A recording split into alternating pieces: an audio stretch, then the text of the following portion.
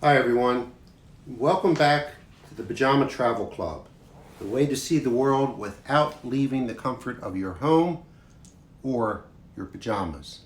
Today we're going to someplace unusual, someplace you will not find on any map or globe, Amtrakistan. And I know a thing or two about Amtrakistan because I've spent a lot of time there. You see, I decided one day to take a train from Washington, D.C. to Portland, Oregon. Now, this made no sense. It made no sense in terms of time or money or sanity. But I had my reasons. I was hoping that this place called Amtrakistan might cure me of my condition. You see, I suffer from chronophobia, the fear of time.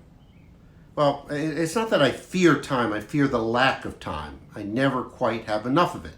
I always need just a bit more, 5 more minutes. 5 more minutes to finish this email, 5 more minutes to polish this sentence. But the thing is, I never do find those 5 minutes. They remain elusive. So maybe I thought, if I spend a ridiculous amount of time in Amtrakistan, I might find it. So one day, I roll my luggage down the platform at Washington's Union Station, and I board this little tiny roomette for this journey that will take 4 days and 3 nights. And we've been traveling for about a half hour when I realized that Amtrakistan's a strange place because we stopped all of a sudden for no reason. And I wanted to know why. I really needed to know why we had stopped. That's not the question one asks in Amtrakistan. One does not ask why. Why have we stopped for no reason? Why is the cafe car open some mornings and not others? One does not ask why in Amtrakistan. It just is.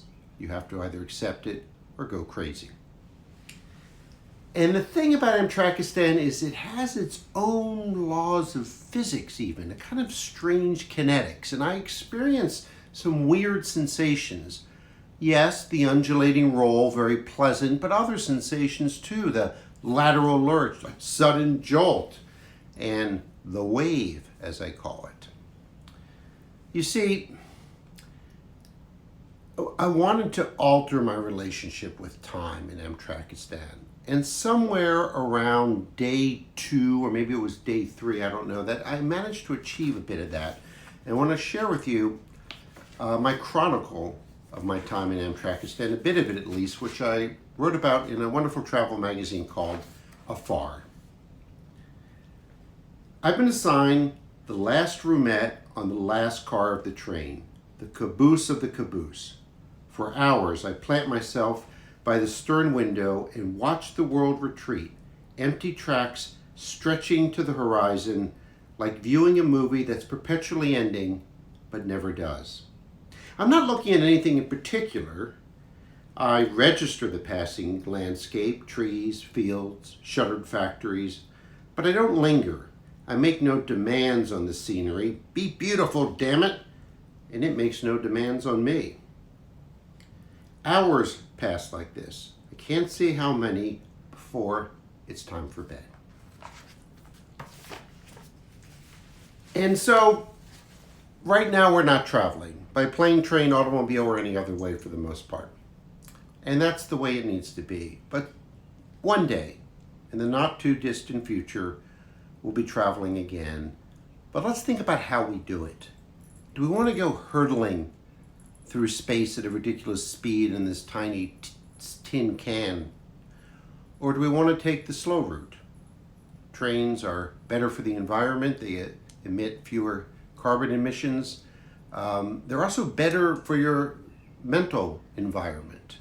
By the time I disembarked from Amtrakistan and entered the real world in Portland, Oregon, I had slowed down a bit. I wasn't a completely changed person, but I was a little bit more chill. And sometimes that's all we need, is be a little bit more chill. Something to think about until next time on the Pajama Travel Club.